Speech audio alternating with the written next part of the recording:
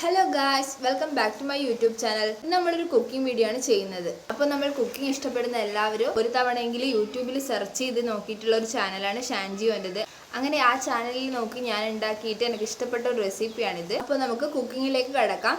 അതിനു മുൻപ് എൻ്റെ ചാനൽ ഇഷ്ടപ്പെട്ടെങ്കിൽ എല്ലാവരും ഒന്ന് സബ്സ്ക്രൈബ് ചെയ്യണം. ഇന്ന് നമ്മൾ തയ്യാറാക്കാൻ പോകുന്നത് സോയ ഉലർത്താണ്. അതിന് ആദ്യമായിട്ട് നമ്മൾ സോയ ചങ്ക്സ് നന്നായിട്ട് കഴുകി വൃത്തിയാക്കുക. ഞങ്ങളിവിടെ ഈ സോയ ചങ്ക്സിന് സോയാബീൻ, സോയ ബോൾ എന്നൊക്കെ പറയാറുണ്ട്.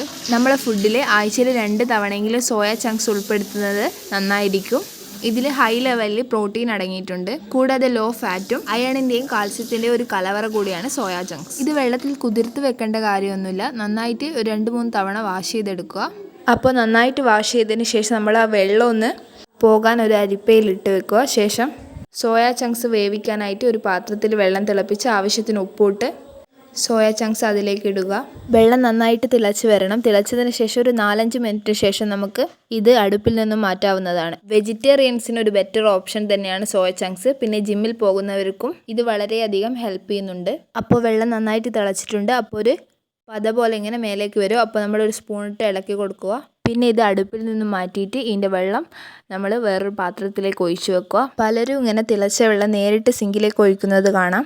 അങ്ങനെ നമ്മൾ ഒരിക്കലും ചെയ്യരുത്. അങ്ങനെ വെള്ളമൊക്കെ ഊറ്റിക്കളഞ്ഞതിന് ശേഷം ഈ സോയ ചങ്ക്സ് നമുക്ക് വീണ്ടും അരിപ്പയിലേക്ക് മാറ്റാം.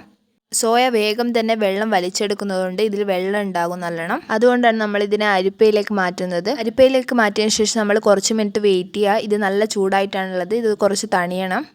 ചൂടൊക്കെ മാറുമ്പോൾ നമ്മൾ ഓരോന്നും നല്ലപോലെ കൈകൊണ്ട് മുറുക്കെ പിഴിഞ്ഞിട്ട് സോയയിലുള്ള വെള്ളമൊക്കെ മാറ്റുക. സോയ ഓൾറെഡി നല്ലപോലെ വെള്ളം വലിച്ചെടുത്തിട്ടുണ്ടാവും. അപ്പോൾ നമ്മൾ കുക്ക് ചെയ്യുമ്പോൾ ഈ വെള്ളം അധികമായിട്ട് വരും. അതിനാണ് ഇങ്ങനെ ചെയ്യുന്നത്. വെള്ളം കളഞ്ഞ സോയ നമുക്കൊരു പാത്രത്തിലേക്ക് മാറ്റാം. ഞങ്ങളിവിടെ സോയ യൂസ് ചെയ്യുമ്പോൾ വലിയ സോയ ആണെങ്കിൽ കട്ട് ചെയ്യാറുണ്ട്. അപ്പോൾ ഓരോന്ന് എടുത്തിട്ട് ഞങ്ങൾ ഹാഫായിട്ട് കട്ട് ചെയ്യാണ്. എല്ലാം കട്ട് ചെയ്തതിന് ശേഷം ഇത് മാറ്റി വെക്കാം. പിന്നെ നമുക്ക് അടുപ്പിലൊരു ചീനച്ചട്ടി വെച്ചിട്ട് ചൂടാകുമ്പോൾ വെളിച്ചെണ്ണ ഒഴിച്ചു കൊടുക്കാം. വെളിച്ചെണ്ണയിലേക്ക് ആദ്യം തന്നെ നമ്മൾ ഇഞ്ചി ചെറുതായിട്ട് മുറിച്ചത് ഇടുക. എന്നിട്ട് നന്നായിട്ടൊന്ന് ഇളക്കി കൊടുക്കുക. പിന്നെ ഇതിലേക്ക് ചെറുതായി അരിഞ്ഞ വെളുത്തുള്ളിയും പച്ചമുളകും കൂടെ ചേർക്കുക. ഇത് നന്നായിട്ട് മിക്സ് ചെയ്ത് കൊടുക്കുക. അപ്പോൾ നല്ല സ്മെല്ലൊക്കെ വരും. അപ്പോൾ ഇത് ആവശ്യത്തിന് പാകമാകുമ്പോൾ നമുക്ക് അരിഞ്ഞു വെച്ച ഉള്ളി ചേർക്കാം. ഉള്ളി നീളത്തിൽ അരിയുന്നതാണ് നല്ലത്. അങ്ങനെ നമ്മൾ ഇതിലേക്ക് നീളത്തിൽ അരിഞ്ഞു വെച്ച ഉള്ളി കൂടെ ചേർത്ത് മിക്സാക്കി കൊടുക്കാം. കൂടെ ആവശ്യത്തിന് ഉപ്പും കറിവേപ്പിലയും കൂടി ചേർക്കാം. നിങ്ങൾക്ക് ആവശ്യമുള്ള അത്ര കറിവേപ്പില ചേർക്കാം. എനിക്ക് എപ്പോഴും കൂടുതൽ ചേർക്കുന്നതാണ് ഇഷ്ടം. കാരണം കറിവേപ്പില കൂടുതൽ ചേർക്കുമ്പോൾ ഫുഡിൻ്റെ ടേസ്റ്റ് ഇൻക്രീസ് ആകുന്ന പോലെ തോന്നിയിട്ടുണ്ട്. ആവശ്യത്തിന് എണ്ണ കൂടെ ചേർത്തിട്ട് നന്നായിട്ട് ഇത് മിക്സ് ചെയ്യണം. ഉള്ളി നന്നായിട്ട് വഴണ്ടാൽ പോരാ, അതൊരു ഗോൾഡൻ ബ്രൗൺ കളറാകുന്നത് വരെ നമ്മളിങ്ങനെ ഇളക്കണം. ഞാനും എൻ്റെ കസിനും മാറി മാറി ഇളക്കിക്കൊണ്ടിരിക്കുകയാണ്. ഇതിങ്ങനെ ഒരു ഗോൾഡൻ ബ്രൗൺ കളറാവാൻ കുറച്ച് സമയം എടുക്കുന്നുണ്ട്. കുറച്ചധികം സമയം എടുക്കുന്നുണ്ട്. ലാസ്റ്റ് വയറ്റി ഞങ്ങൾ കൈ തന്നെ വേദനിച്ചു പോയി. അപ്പോൾ ഇത് നല്ല ഗോൾഡൻ ബ്രൗൺ കളറാകാൻ തുടങ്ങിയിട്ടുണ്ട്. ഇത് കുറച്ചുകൂടി ഗോൾഡൻ ബ്രൗൺ ആയതിനു ശേഷം നമ്മൾ മഞ്ഞൾപ്പൊടി ചേർക്കുക. മഞ്ഞൾപ്പൊടി, പിന്നെ മുളക് പൊടി, പിന്നെ മല്ലിപ്പൊടി അല്ലെങ്കിൽ കൊത്തമ്പാരി എന്ന് പറയും, അതും അല്പം ഗരം മസാലയും ചേർത്ത് നന്നായിട്ട് മിക്സ് ചെയ്യുക. ഇവിടെ ചിക്കൻ മസാലപ്പൊടിയും കൂടി ഉണ്ടായിരുന്നു. അതുകൊണ്ട് ഒരു ഫ്ലേവറിന് ഞാൻ അതുകൂടി ചേർക്കുന്നുണ്ട്. അപ്പോൾ ചിക്കൻ മസാലപ്പൊടിയും കൂടി ചേർത്ത് നന്നായിട്ട് വീണ്ടും ഇളക്കുക. എന്നിട്ട് നമുക്ക് അല്പം വെള്ളം ചേർക്കാം. അല്പം വെള്ളം ചേർത്ത് അത് വീണ്ടും മിക്സ് ചെയ്തിട്ട് ഒന്ന് കുറുക്കിയെടുക്കാം. പിന്നെ നമുക്ക് വേണ്ടത് നാരങ്ങ നീരാണ്. ഒരു ഹാഫ് നാരങ്ങയുടെ നീര് നമുക്ക് പിഴിഞ്ഞ് ചേർക്കാം ഇതിലേക്ക്. അങ്ങനെ അതും കൂടെ ചേർത്തതിന് ശേഷം വീണ്ടും നന്നായി മിക്സ് ചെയ്യുക. പിന്നെ നമ്മുടെ മെയിൻ ഐറ്റം സോയ ചങ്ക്സും കൂടി ചേർക്കുക.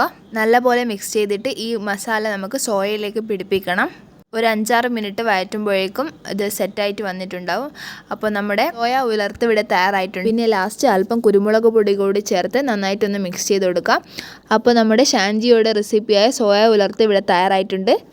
നോർമൽ സോയാബീൻ ഫ്രൈ പോലെയല്ല, നല്ല ടേസ്റ്റ് ഉണ്ട്. എല്ലാവരും ഒന്ന് ട്രൈ ചെയ്ത് നോക്കുക. ഒരു മസ്റ്റ് ട്രൈ റെസിപ്പി തന്നെയാണ് ഇത്. അപ്പോൾ നെക്സ്റ്റ് വ്ളോഗിൽ കാണാം. ബൈ.